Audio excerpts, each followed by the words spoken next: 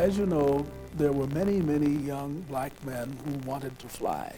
And when it was finally announced, the War Department had decided to establish a base at Tuskegee, Alabama, to train blacks to fly military aircraft. We had so many in this pool of talent, they far outnumbered the rigid quota that had been established. Despite of the segregation, despite of the high rate of elimination, it came out with the idea that no matter what the hell they did, we could do it. I got a reassurance of the things that I already knew, that I could do anything that anybody else could do with the same type of education and the same type of desire. I also formed many, many friendships and relationships that go on to this day. Well, 50 years later, here we are. We're still friends. We're still together, many of us. I was thrown into a situation where I found young, ambitious, educated black men who wanted to fly, some with the historical significance, and many just wanted to fly. You got a camaraderie that is unknown throughout the Air Force. Maybe between 2 people or 3 people, but not between hundreds of people. And this persists to this day.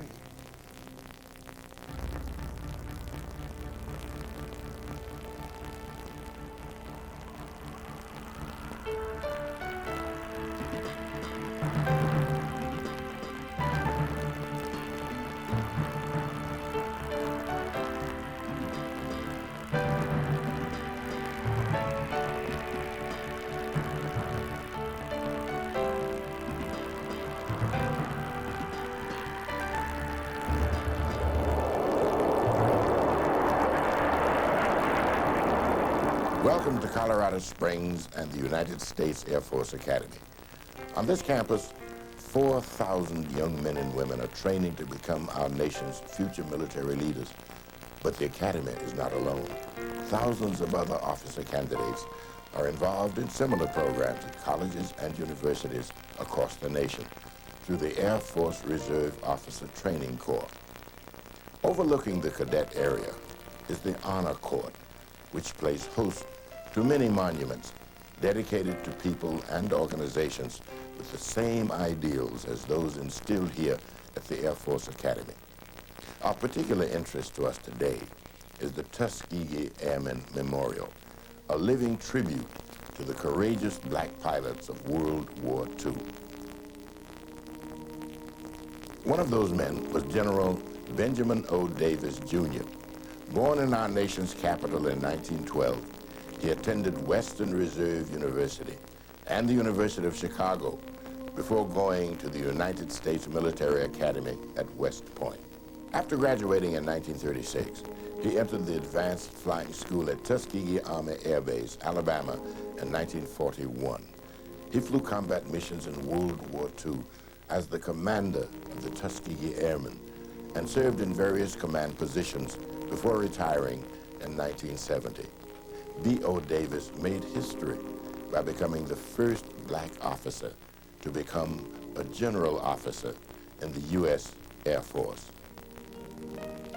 I can't imagine not having been in the military. I surely didn't want to be a doctor. I didn't want to be a lawyer. I didn't want to be a minister. I didn't want to be a teacher. I wanted to be an active military man, and possibly, if it were at all possible, I wanted to fly airplanes. I think the military has a very great deal to offer every young person, man or woman. And she or he can use the capabilities developed in that training in the military to do just about anything in these United States that their physical and mental condition enables them. General Daniel Chappie James was one of the original Tuskegee Airmen and served as an instructor pilot during World War II. He flew combat missions in Korea and Vietnam and went on to become this nation's first black 4-star general. You know, it was in 1943 that I completed flight training at Tuskegee Institute, Alabama. We've come a long way since then, from open cockpit trainers to operations in space. And recalling the past, I'm grateful for the good fortune that permitted me to be born a citizen of the United States of America. In the early days at Tuskegee, in addition to the already difficult job of flying, we trained under the additional pressures of segregation. But we had no time for self-pity or despair. We were too busy preparing ourselves for a career of service to our nation. We were breaking new ground and building a foundation for other generations. When the Tuskegee flying program was offered to America's black youngsters, we were ready. We had prepared ourselves for this opportunity, and when it presented itself, we grabbed it with both hands. Prepare yourself so that when your Tuskegee appears, you will be ready. Our country needs the very best that you can give it. Generals James and Davis were men who had a dream and made it come true. Their lives have motivated many who have followed in their footsteps, and their achievements have made available countless opportunities for black men and women in the Air Force. Retired Colonel and astronaut Guyon Bluford Jr. was a mission specialist for NASA and a former Air Force fighter pilot with 144 combat missions over Vietnam. He considered his job the best in the world. The Air Force was a critical, very critical aspect to my success. Had lots of highlights in my military career. Everything from flying jets in Vietnam to getting a PhD in aerospace engineering to flying in space 4 times. So it was a great experience. I flew 4 times in 1983, 1985, 1991, and 1992. Growing up in Philadelphia, I really did not imagine myself being in the military. When I joined the Air Force, I wasn't sure that I was going to stay. When I left the Air Force after 29 years, I have to admit that was the quickest 29 years of my life. The military experience is great. It's great education, great opportunities for growth, great travel experiences. And it's a great bunch of people. And I would encourage anyone who wants to have fun, do things that are exciting, live around the world to join the military. Brigadier General Marcely Jordan Harrison was the first black woman to become a general in the Air Force. She feels that the Air Force is a great place to get a head start on life. I feel the Air Force, the military in itself, is a great place for any young person to get a head start on life. That's what I did. I came in 1 year after graduating from college, and I did that because I had a difficult time finding a meaningful job with having no work experience. I joined the military because I knew I would be trained, I'd get experience, and I'd get a chance to travel, and travel I did. So I advise anybody, if they haven't quite found their way in life, to look at the military. The chairman of the Joint Chiefs of Staff is the highest position one can achieve in the military. In 1989, General Colin Powell was appointed to this position by former President George Bush. Not only was he the first black officer to hold the position, but he was the youngest as well. The son of Jamaican immigrants, he grew up in the South Bronx. He got his degree from the City College of New York, as well as a commission in the U.S. Army through the Reserve Officer Training Corps. You've heard from people who have enjoyed long and successful military careers. But what about those who are just starting their careers in the Air Force? What do they hope to find? I really wanted a challenge in college. I did not want just a regular college, and I didn't even think medical school had the same type of potential that the Air Force Academy provided for me. Because I came here and I really worked hard, and it really paid off, because now I fly F-15s in the United States Air Force, which is a wonderful aircraft and is a wonderful career for me. The advice that I would give to young people right now who are looking for some direction in their lives would be not to limit yourselves, first of all. Because if you work hard and you study hard, especially while you're in high school, you can see that anything can be achieved. Anything that you can conceive in your mind, you can achieve by hard work and dedication to whatever that is. The military provides limitless opportunity. There are so many different career fields that they can choose from.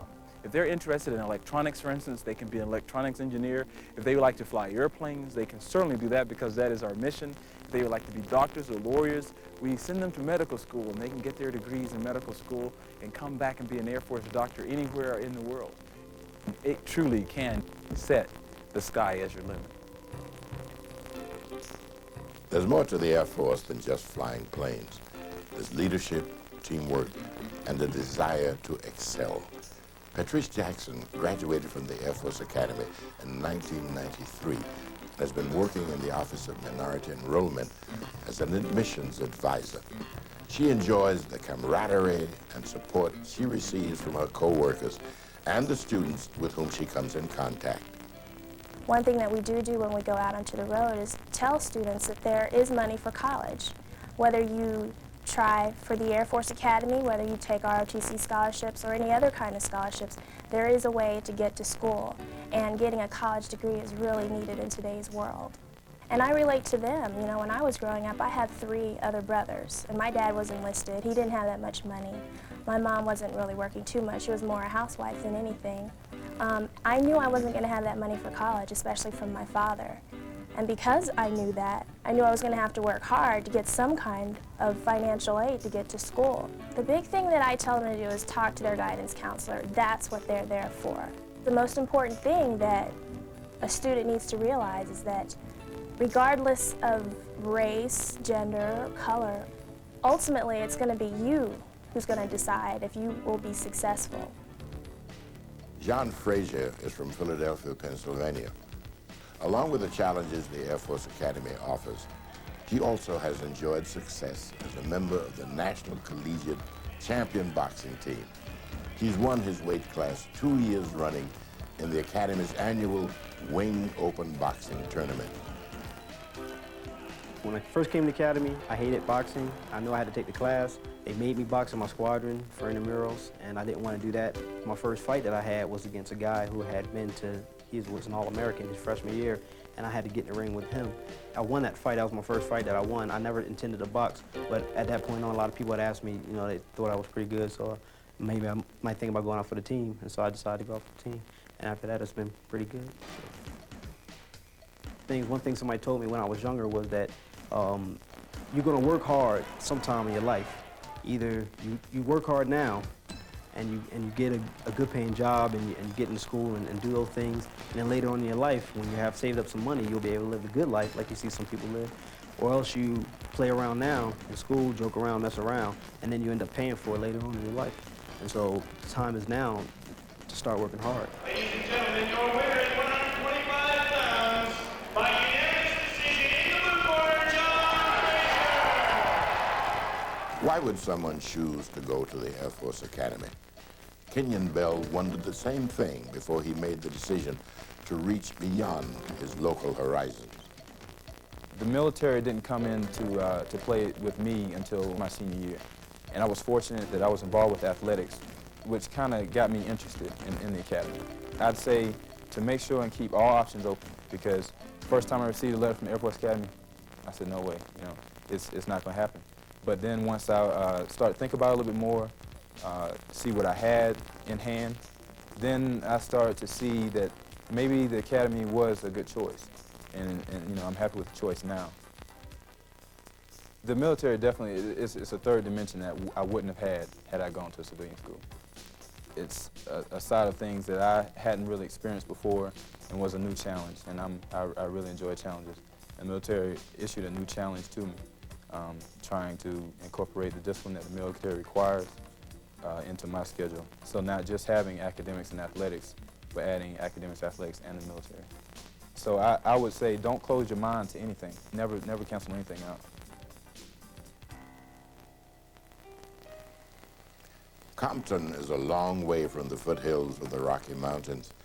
Ed Hopkins made that journey 3 years ago when he decided to pursue the dream that drives him to believe that nothing is impossible for those who are willing to work for it. I was born and raised in Compton, California. I'm familiar with Watts. In every ghetto in Southern California, I've been there. I'm familiar with the gangs. All my friends are gang members, a lot of them. Most of them who aren't dead are in jail. The ones who aren't dead or in jail are doing things they shouldn't be doing. The things I would tell the kids that were lucky enough to stay in school and lucky enough to pay attention to their grades and have the opportunity to do something with their lives, they got to get out.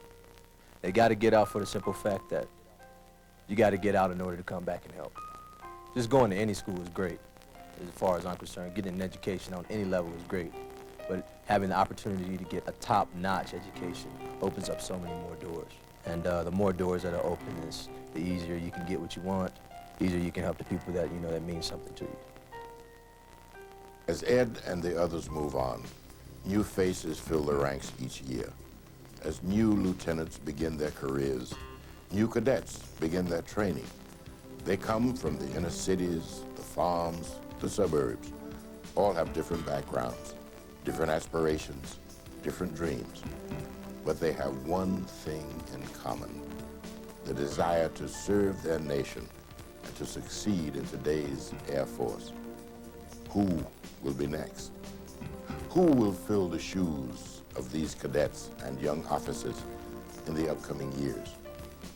I hope you will consider accepting the highest call, the call to arms and military service in defense of our country. Remember those men and women who came before you. They have cleared the way for a new generation of Air Force officers. Accept the challenge and the opportunities they have made available, and keep their dreams and yours alive.